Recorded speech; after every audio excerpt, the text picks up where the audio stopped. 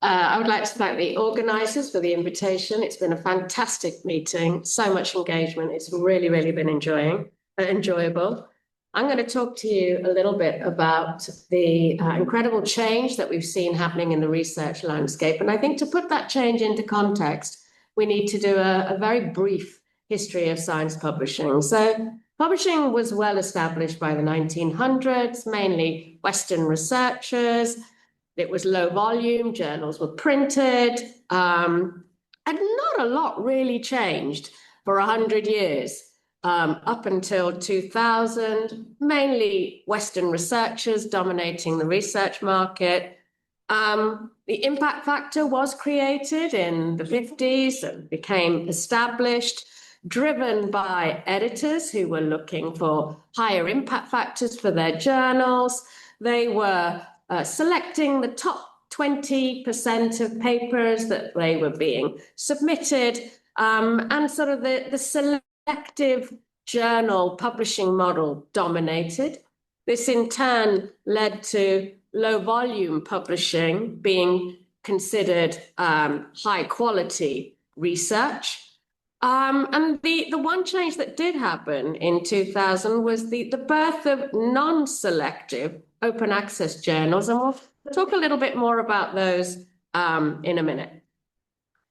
Move forward 25 years and the landscape has grown and it has diversified. There has been an incredible amount of change in the last 25 years. Only 40% of research publishing is now contributed by Western nations. Around 40% is coming from Asia.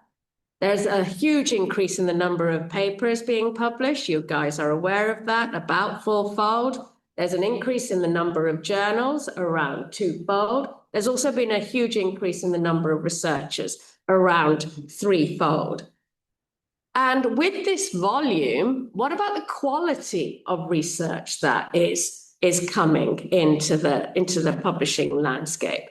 So this is one way of assessing impact of research. This is looking at the top 10% highly cited papers that were published in 2023. Clarivate usually publish the top 10%, but this is looking at the regional contribution.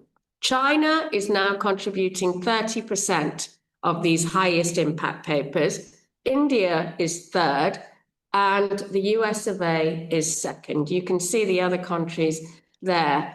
Perhaps most importantly, nearly 50% of these highly cited papers are coming from Asia.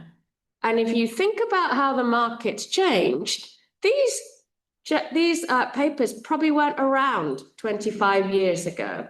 And so what we have is a landscape that actually does have a lot more publications, but a lot more higher impact publications too. However, the publishing landscape has not kept pace with researcher diversification.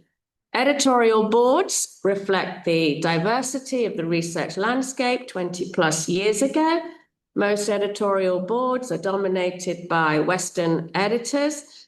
Less diverse editors struggle to recognize global research excellence, and this is impacting peer review. And we talked about that yesterday, so I'm not going to go into too much detail, but there is less awareness of what research excellence looks like globally.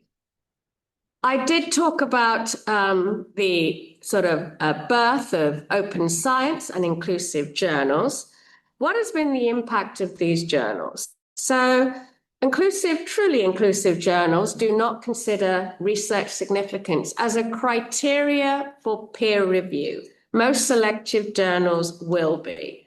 They will publish research that is scientifically valid, conducted with high technical rigor, and found to be ethically sound.